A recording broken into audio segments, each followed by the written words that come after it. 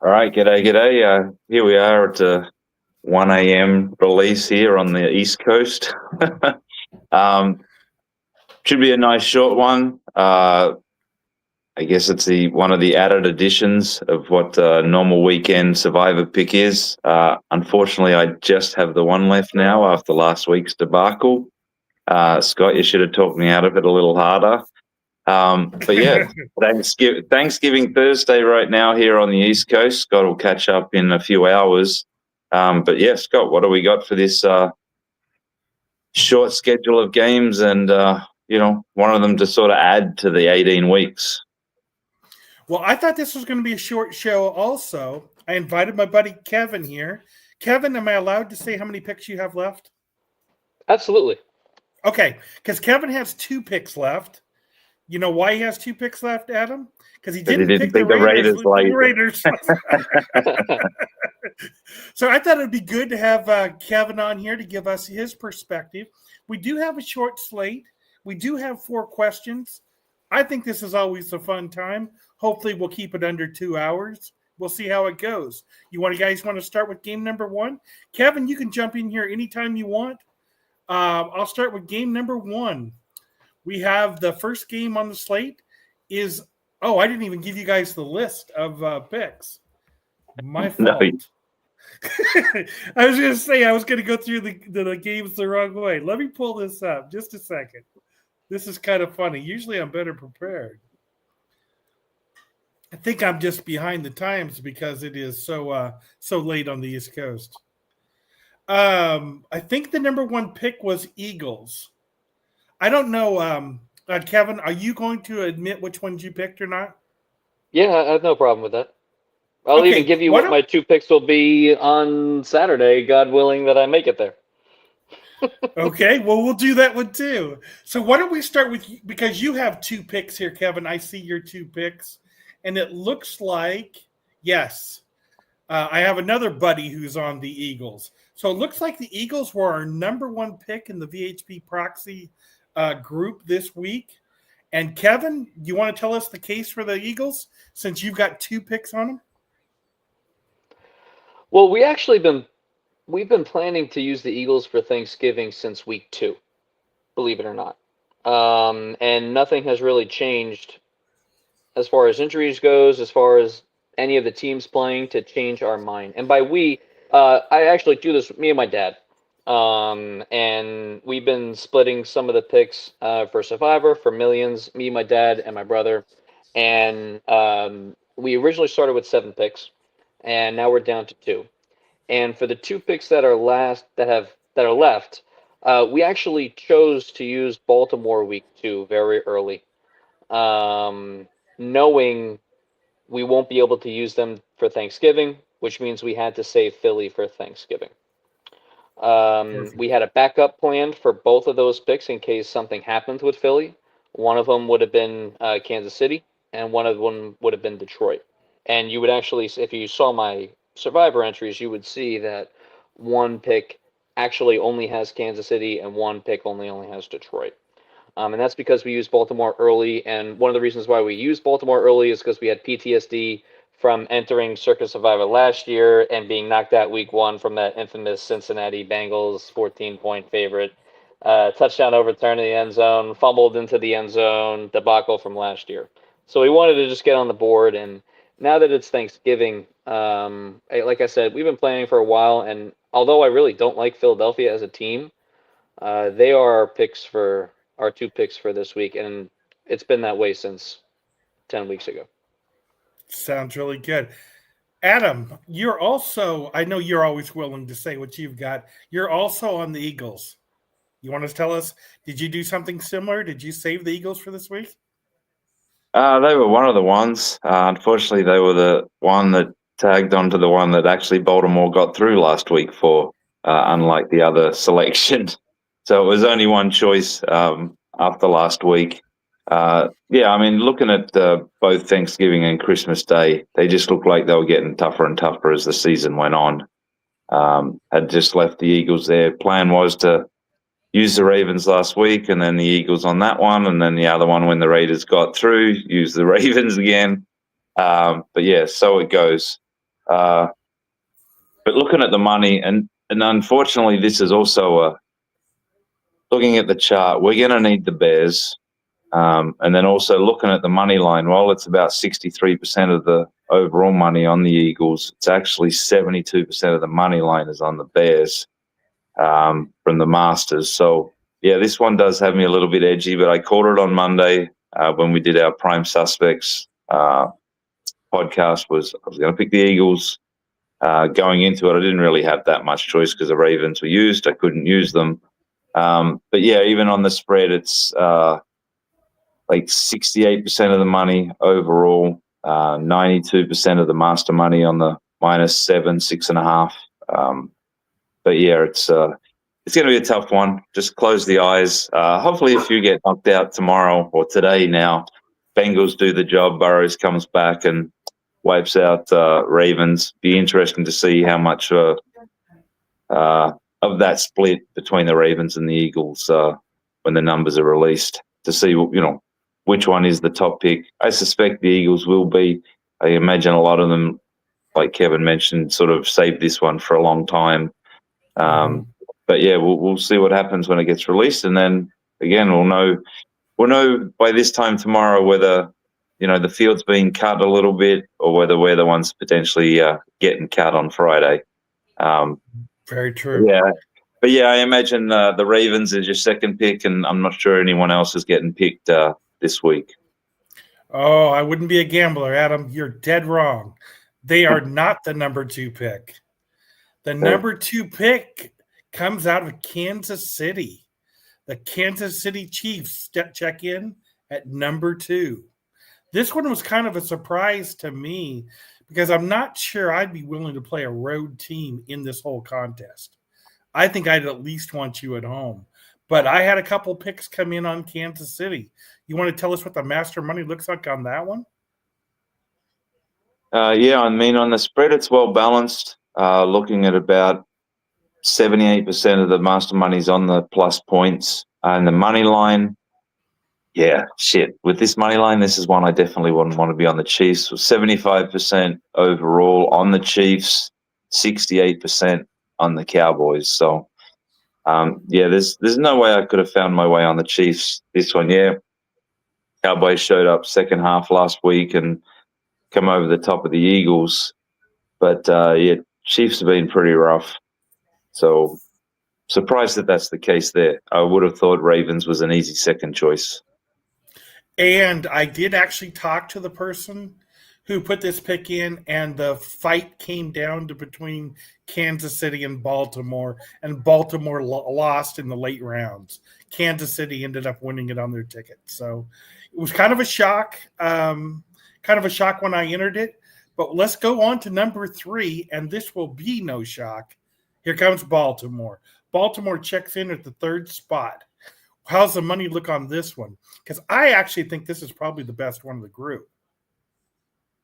Yeah, it's about 62% of the spread money. 67% of the master spread money is on the Ravens. The money line, close to the 81% of the money line money's on the Ravens. And there's not a lot of master money, but it's 62% on the Bengals. But yeah, that one, we're going to need the Bengals, which doesn't surprise me. We're going to need generally, I think, all the underdogs. Although the Packers and the Chiefs games are well balanced on the overall money. But yeah, the volume's a lot bigger on the Packers Chiefs game than it is on the Bengals Ravens. So we'll see how it plays out. But go 3 underdogs tomorrow. Carve out the field a little bit. Get the Eagles through, and then we'll worry about Sunday when that comes around. Well, Kevin, let me ask you this one. We have one game that nobody wants any part of that uses my service. That's that Green Bay game, Green Bay versus the Lions. What do you think about this game? I know you have the Eagles saved and primed and ready for this week, but how would you feel if you had to do it with the Lions? I would have been fine with the Lions. Good. In fact, we have 3 entries into Circa Millions, which in this household, we call the Blazing Five after Colin Cowherd show. And we actually wanted to submit one of the millions early because we like Detroit so much. So that actually, I really like the Detroit against the Packers this week. The problem is that no one has them available. No one has Detroit available, and no one has Green Bay available. And if you have Detroit available, you don't want to use them for Thanksgiving. You want to use them for Christmas against my Minnesota Vikings. Okay. So I would be surprised. I mean, unless you have to take Detroit, I wouldn't use Detroit at all. In fact, I think I have right here that Baltimore, about 1/3 of Survivor has Baltimore left. This is your last shot to use Baltimore for the rest of the year. Their schedule is pretty tough going into the end of the year. You're either facing, interdivisional rivals, playing games on the road, or just tough teams. And if I had Baltimore remaining, I would have burned them right now, regardless of whether I had conviction in Baltimore or Kansas City or Philadelphia or Detroit. I would be using them right now. So I wouldn't be surprised if Baltimore ends up being more used in the general circa Survivor population than what is projected. And so I agree with you on agree that with one, you. Scott. Yeah. I really thought Baltimore would be number one. That was my guess. I know I've got a lot of Eagle fans in my circle, but I really thought Baltimore would be setting number one, and they just barely made it on the list at all at number 3. So that's kind of right. And again, I don't think that's because of choice. I think that's because of necessity. Right. Again, I have it up here. Only 1/3 of the teams remaining in Survivor have Baltimore, but 82% of people still have Philly. Right. And I fall into that category myself. So, you're talking about almost, 2 times as many people have Philly than Baltimore, so they're going to go with Philly over Baltimore. Yeah, I guess that makes perfect sense. Yeah. Adam, did you want to talk about the Master Money in this Lions game? Just a little bit? Yeah, I mean, overall, this may end up being a play that I'll try and preview the games tomorrow morning before I fly. It's pretty well balanced overall, but it's like 93% of the master money on the spread is on the Packers on the money line. It's about 78% overall Lions and 76% master money's on the Packers. So, oddly enough, I did look early in the week. A lot of the masters were coming on the dogs in the 2 early games, like significantly leveraged, like in the 90%. So it'll be interesting to see how these games play out. But I think they're both games that could go back and forth. I agree with Kevin. I thought the Lions in this spot did look like they'd be, pretty strong and hard to beat. But again, I've followed the Lions for 20 plus years on Thanksgiving, and they've been a pretty rough team for a good part of half of that. They have definitely improved in recent years, and my move to Michigan, I definitely supporting the Lions these days. So, it's a really good day of games. I mean, it should be 3 cracking games. The live betting should be great all day long. And then I hope it's just nice and easy eagle sailing on Friday. And I hope you're definitely right on that. It should be a great game. And like I said, guys, we got 4 questions here. You want to bang these out real quick, and then we'll get out of here. We're actually only at 14 minutes, so it hasn't been as short as we were afraid of. Let me read our first question. First question is from my buddy Phoenix Adam.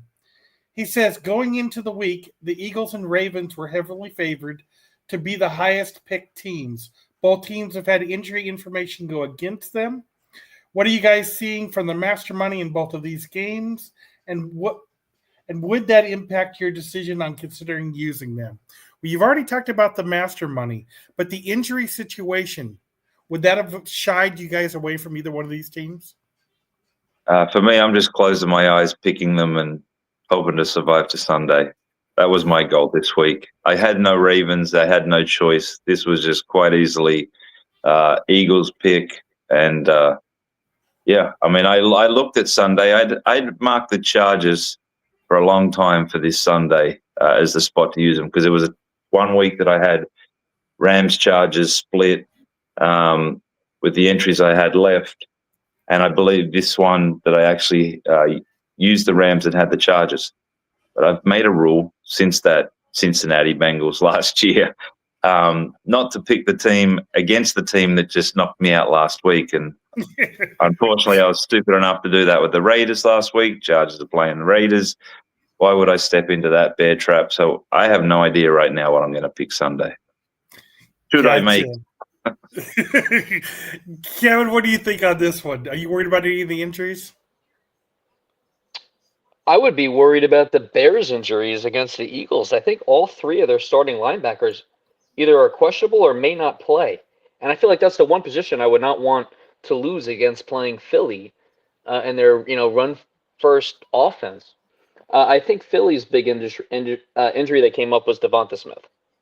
And again, I am not necessarily worried about one or two injuries here or there. I think there was also Lane Johnson was nicked up.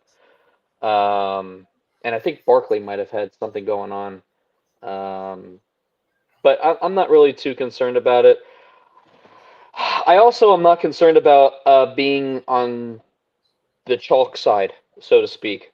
Doesn't necessarily scare me. Do I like being on picks that have projected to be 50% of the pool for Thanksgiving and week 13B, and I'm sure next week I'm going to be on another 50% pick, and I know Christmas there's going to be another 50% pick. No, it's not ideal, but it doesn't scare me. I really just want to be able to say that we picked 20 consecutive winners, and be able to shake Derek Stevens' we're the 2025 Circa Survivor champions. Whether or not the pot gets split up 5 ways, 10 ways, 20 ways, I think right now we just did the math. We roughly have a 5 to 6% chance of each individual pick winning, and I would say that's roughly 5 to 6% for everybody. So 1 out of 20 people left are going to win, and there's roughly 1,000 people, which means there's going to be, as of right now, 50 winners. Is that great? No, probably not. Does Circa want that? Probably not. But I don't really care. I want to be there. One of them. It's been a lot of fun.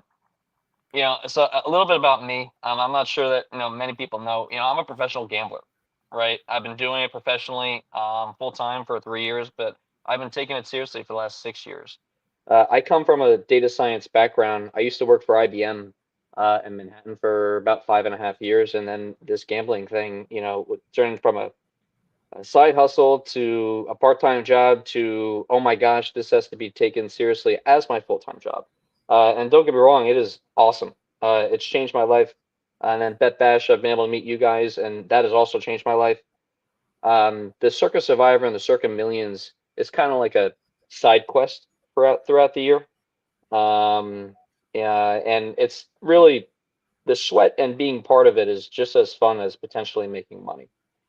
Both of the Survivor entries that we have now, any Survivor entry is now, they're selling for like $25,000, $35,000 a pop in the secondary markets. Even though they're only valued about, just a hair north of $20,000. That's, could be life-changing money. Or certainly like, short-term life-changing money for a lot of people.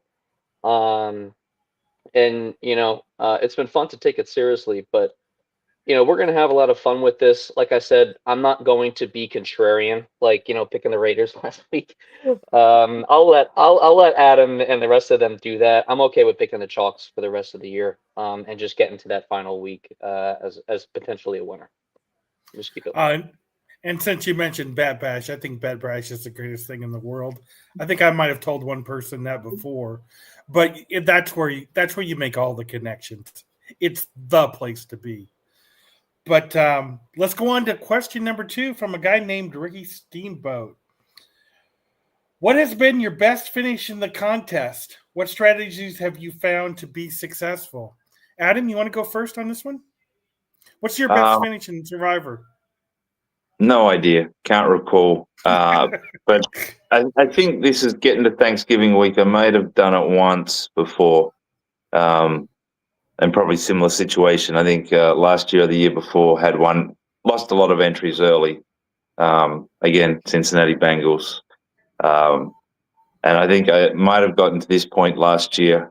Yeah, this one feels like it'll go deep, but it's, for me, it's, again, like Kevin says, it's not really about the money. It's competing and it's having some fun with it.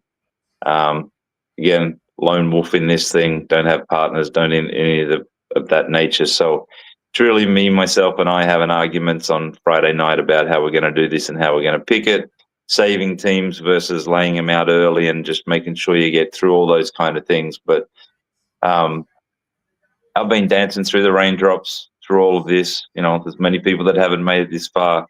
I even looked at last week and, going out, if you had picked Buffalo going out on, Thursday night against Houston, stuff like that. I knew what I was doing. I knew what I was walking into. I don't get too up and down on these things. Still got one left. You only need one to get to the end. But yeah, it's kind of the goal again. Just go 20 with at least one of them.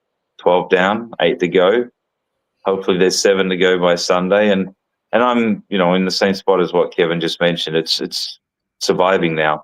Just, taking the one that you think is ultimately going to get you through each week, no matter if it's the top pick or anything of that nature. I only have one now. I don't have that second one to sort of dance around with and gamble with. So, right now it's the Eagles Friday and then working out what will be Sunday. And I think I looked at it, and apart from Christmas Day, which again I think is a tough one to go into, and just making sure you've got one or two of those teams available. There's a lot of easy-looking weeks now. I know they look easy, and there's a chance one of them at some point will get taken out and probably take half the field. But I think also what Kevin mentioned was the amount of winners that is expected here. I know we had a conversation 2 weeks ago, and we were talking about 10 to 15. And then Gabe come on, and he sort of had the number of around 50 coming through. So, be nice if there's 18 and less and being one of those ones to get that 7-figure number. But it is what it is at the end of the day, and it's just trying to get through and have 20 winners on at least one of the entries. Yeah, I know I take a lot of heat last week and the week before. I still think there's going to be single-digit winners. I know Kevin talked about there being on pace to have 50. I think we're going to have a bloodbath before that. I think we're going to have single digits. I don't think it's going to be one winner, but I think it's going to be single. Kevin, it sounds like you did a lot of planning for Survivor, given the fact that you had the Eagles chalked out at basically week number 2. You want to give us your strategy and your previous best finish? Previous best finish was week 1 last year with Cincinnati. Slight improvement this year, then. That's right. I'm not gonna lie, we take this very seriously. As not seriously, like I'm stressing and sweating, even though that is part of it.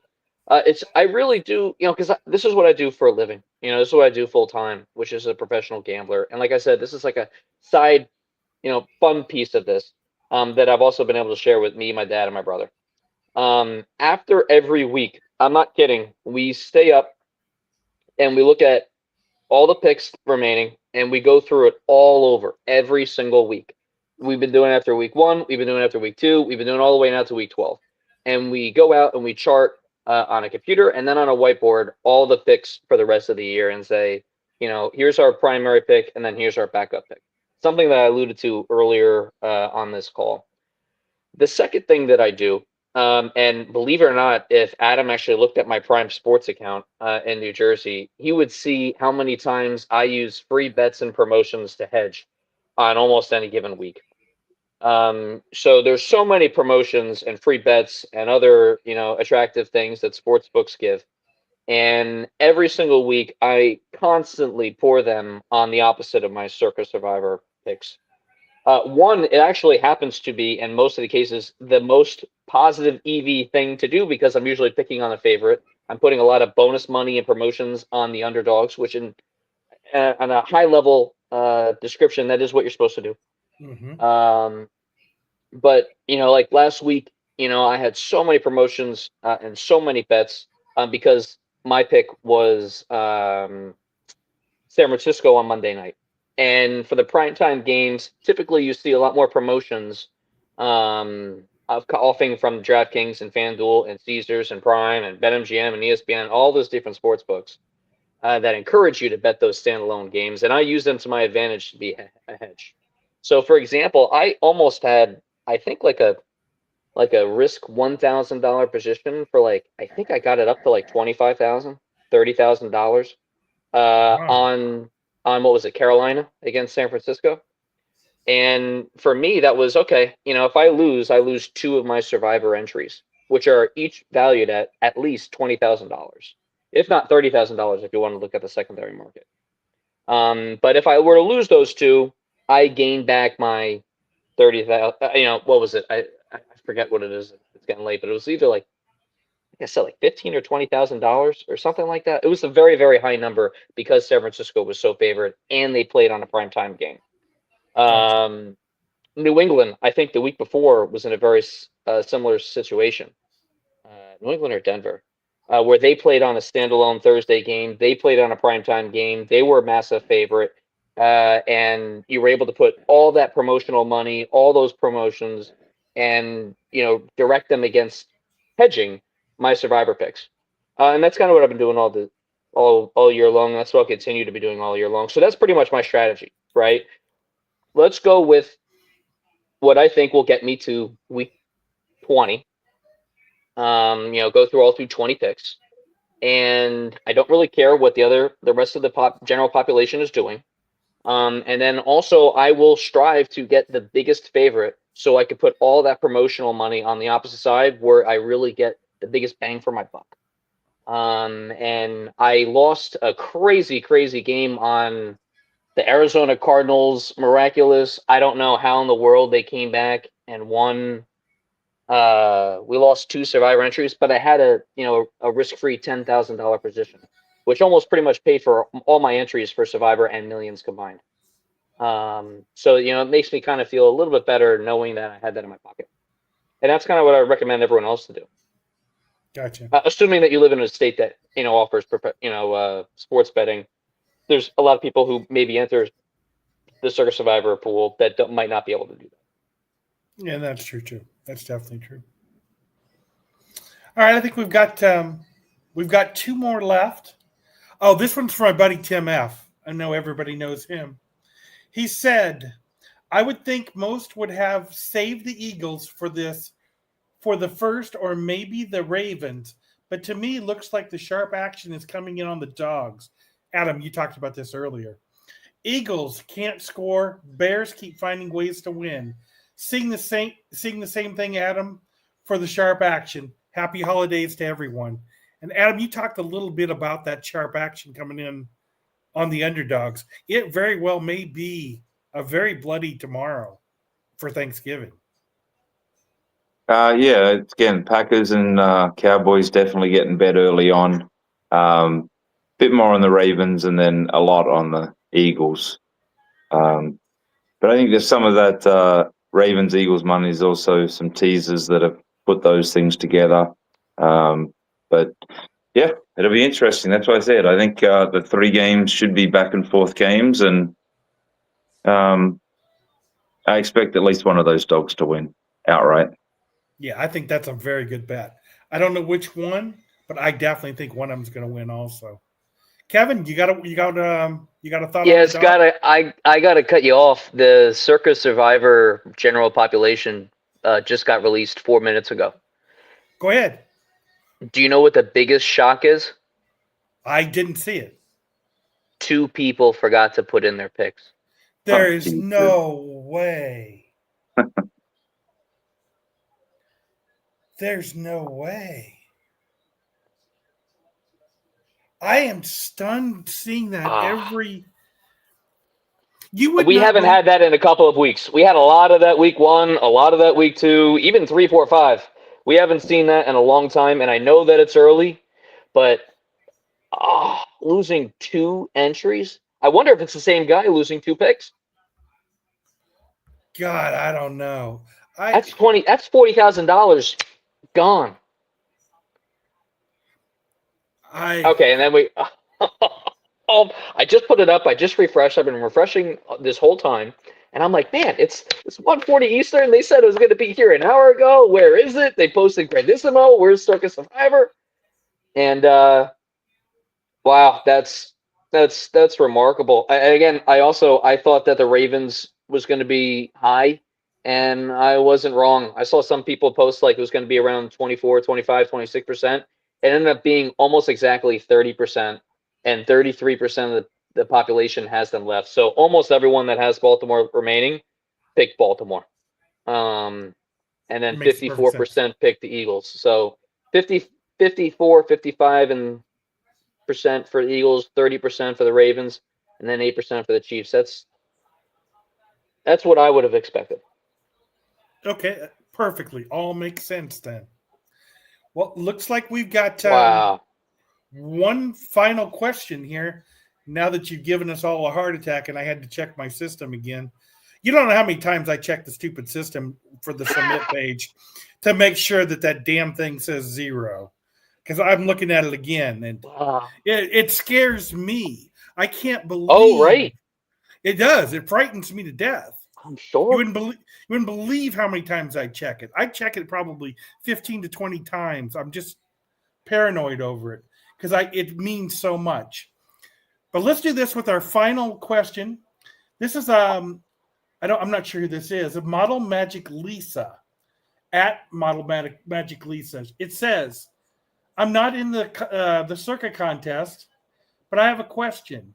I have a formula that does very well. I don't understand it, but I know how to find the data that it needs to make a decision. I want to learn more about betting as my knowledge is limited. Where do you suggest I do?" Adam, you know what my answer is, don't you? What, just get the play of the week on a Saturday? No. Here's the easiest thing for her to do. Go to BetBash. BetBash is your number one outlet to find more people and to find the right people. I don't know where she lives, but that would be my number one recommendation to her. And the thing I learned from BetBash number 2, you guys probably don't know this, you probably won't believe this, but I'm a pretty extreme introvert. But when you go to BetBash, if you do that, you might as well not go. I was terrible at BetBash number 1 in New Jersey. I'm not sure if either one of you guys made that one, but yeah. I am an extreme introvert. I don't go out to talk to people that I don't know. I'm very lucky not going to BetBash because I know almost everybody, so I don't have to worry about it. But this is what she should do. She should go to BetBash. She should be an extrovert. I don't know what this model thing is. If this model thing's a winner, she better not share it with anybody because if it's a winner, somebody's going to take it from her. So that's probably one thing she shouldn't do. Kevin, do you have any advice for her? Yeah, actually I do. And this is advice. This is advice that I tell everybody all the time. A lot of my friends, a lot of guys that just, when you're placing money on sports, you're placing money that I consider, really hard earned money that could be used anywhere else. And it really kills me sometimes when I see a lot of people, usually, young boys, young guys like myself, guys that I would probably get along with, guys, someone that could have been me, and is me, and people that might take gambling and maybe not really not take it seriously enough to put the effort in, but care too much to not place bets, if that makes sense. And there's so many little things that you could do to really improve your edge, and that's what it's all about. So like the first step is to go from losing to losing less, right? The next step is to go from losing less to breaking even. And then the next step after that is to go from breaking even to making money. And then obviously the next step from that is how do you scale? Because once you start making money, as we all well know, you get kicked out, you get limited, you get cut off, you get treated like a criminal. And that is the stage that I broke through, about a year ago now. The first step is to have multiple accounts with multiple sports books. To have only one DraftKings account or a FanDuel account or Caesars account or an MGM account is ridiculous. It's like only shopping at one place for everything all the time, when you could be shopping at multiple, and that's what humans do. If one store has a better price or a better product than the other store, you go to that store. And maybe another store has a different product that's a different price, you go to that other store. So my recommendation is to open up as many accounts within your state legally as you can. One of those sports books that a lot of people don't use, believe it or not, is Prime. And a lot of people just don't know about it. And honestly, Adam, I always tip my cap to you. I have legitimately made, and I'm not afraid to say this, millions of dollars betting on sports. It's changed my life. I can't beat Prime Sports for the life of me. Okay? If you look at my account, I think I'm still negative, which is almost mathematically impossible. And it's a tip of the cap to everything that what Prime does. But my point is that Prime offers you great, incredible odds, better than most other sports books, and that's why I use them so much. In fact, and if you look at my account, I probably had $10,000 worth of wagers that already settled just today. My first recommendation is to have as many accounts as possible, because you will get the best odds if you just do a little bit extra effort to use that money that you really do care about and get the best odds, because that's all it is. It's not about, oh, I got a hunch for this game, or, oh, I like this game, or, oh, the spread doesn't matter, they're going to cover, they're going to win by 30. You hear touts, or people that don't know, it doesn't matter whether the spread is 6 or 7 or 5 or 6 or 4 or 3, they're going to win by 20. Don't you know the Chiefs are better than this? Don't you know Detroit's better than this? And that's not the case.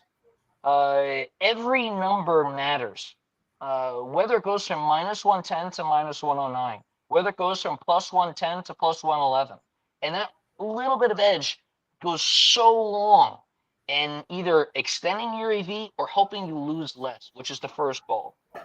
And then the second goal is to really just, do a lot of research when it comes to this. There are so many tools out there that will help you become a better. And speaking of which, the person who coined Be Bet Better is our friend Spanky, right? And he has a tool called Spank Odds. Now, granted, they used to have a free version. They used to tell everyone to get. And I understand why they don't have it anymore. It's a very expensive product to run. But there's also tools, that are very similar out there, just to start, just to dabble in understanding what you're doing. So you get a better understanding of what the numbers look like, so you can place those bets just a little bit better. And then third would be networking, right? Bet Bash is a great example, right? We all go down in August. I consider myself one of the best professional gamblers around. And even I learn something new every single year. The other thing is, believe it or not, Twitter. I think Twitter is an unbelievable tool. I learned so much from going on Twitter and just scrolling through things, from the entries on Circa, seeing the amount of stuff that people post for free. It's incredible. It really and is. I message people directly all the time. People message me directly all the time. And it's like, it's unbelievable that we live in this world where the communication is so open and you're able to learn so much if you're willing to embrace it.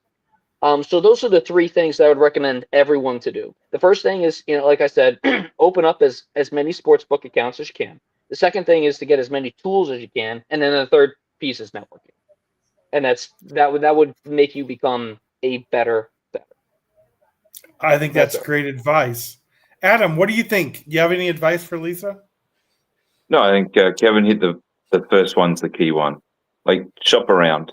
It's the one thing that I've, globally, American bettors are generally seen as the most uneducated when it comes to, price shopping and understanding all these aspects of it. And there was some years ago, I heard, there was an average of like 4.3 apps on people's phones when it comes to sports betting after, PASPA had been repealed for, I think, 4 or 5 years. That's it. I mean, that's the name of the game first, is if you're going to, even if you're betting a 10-team parlay, put it into the bet slip in 3 places and then work out, where your dollar's getting more value, and And then also with the other bonuses and the promos and all those kind of things, that's the number one thing. And, Kevin sort of hit the nail on the head. The goal is to lose less. 97% of people that are betting are losers. Not generally losers, but losers when it comes to win-losses on betting. And that's the goal, is you're just trying to, and I always use that terminology. It's, liter of milk's $1 in one place and $2 in the other. You're definitely going for the dollar one. This is the perfect week. People are out ready to consume Black Friday, Cyber Monday, all those things. They're going to shop looking for prices. It's no different. Sports betting, casino play, playing roulette with 1-0 instead of triple zeros, all these kind of things. It's the sort of first part of the game. And once you get over that and understand, what the house's edges and these kind of things are against you, and generally, a lot of people arbitrage. It's a great way to begin and just build up your bankroll as well. There's so many ways to do this and still get the enjoyment out of it. And even if you're doing, say you're doing 9, look, at the core of it, I'm still a degenerate gambler. And I bet on shit that I shouldn't bet on. I play, go to the day at the races and mess around and whatnot. But, as long as you're doing 90% of the stuff in some sense the right way, you can still mess around the other stuff, but then you've, again, lost less, so you can play around a bit, or you've actually won some and you can play around a bit. Yes, at the end of the day, it's entertainment as much as anything for majority of the people. There's just ways to do it more efficiently and better. And I think Kevin hit the nail on the head on a number of those items. Yeah, I completely agree with his 3. The thing that I think is most important is the networking. And I don't know her, but I think she needs to be an extrovert and reach out to more people. Send a handful of DMs tomorrow to 10 different people in the Sportsbook network and just see who responds to you. That would be my best advice to her. But I think that's about all we're going to do here for tonight. Kevin, let me add one more thing, Scott. Yeah, go ahead. Adam actually made me think of it. One of the default things I think should also be, take the low-hanging fruit. If you don't have a big bankroll, one of the best ways to start a bankroll is to take the promotions, take the sign-on bonuses. They're not as great as they were 4 or 5 years ago when PASPA got overturned and gambling really took off, but they're still out there. There's a lot of good promotion and rewards systems out there. Believe it or not, Adam, I think your promotion and rewards program is actually too good. I almost feel guilty when I hit redeem. But you still hit it. On how much they do, but I do. Trust me. I put it on all the Survivor stuff.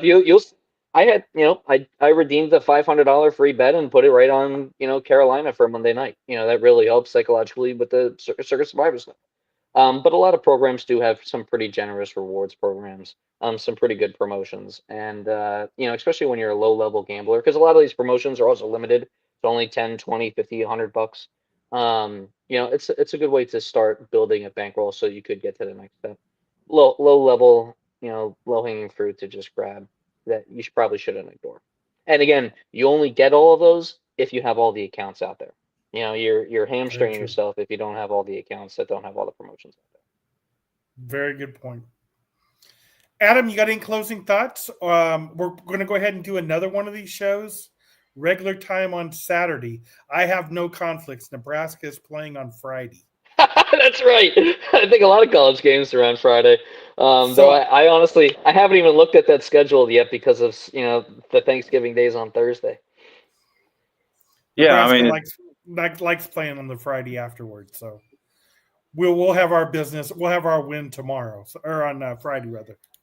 So we'll do one on Saturday at regular time 4:00. But Adam, do you have any closing thoughts for tonight? Yeah, go Bengals, and let's carve up a bit of that. Get down below that 50. I'd like it to get down to 18 and be part of that 20-0 crowd. But yeah, I think tomorrow will be a cracking day for games. The live betting will be plenty of volume. I'm just seeing right now, like the Lions money's coming in. The volume on this Packers-Lions game's going to be insane tomorrow. So just seeing the bets flow in right now, more and more coming in on the line. So this might end up being a day to play, but I'll have a look at it again in, 7-8 hours. Okay.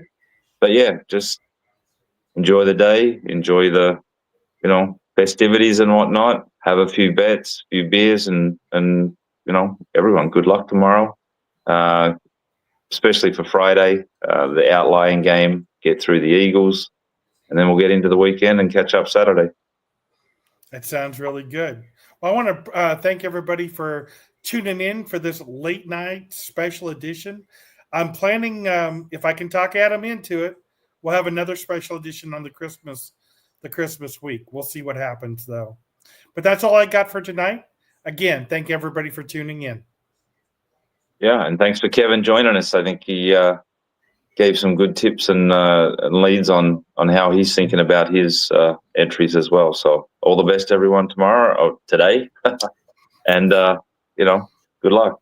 Cheers. Thanks, guys. Go Big Red.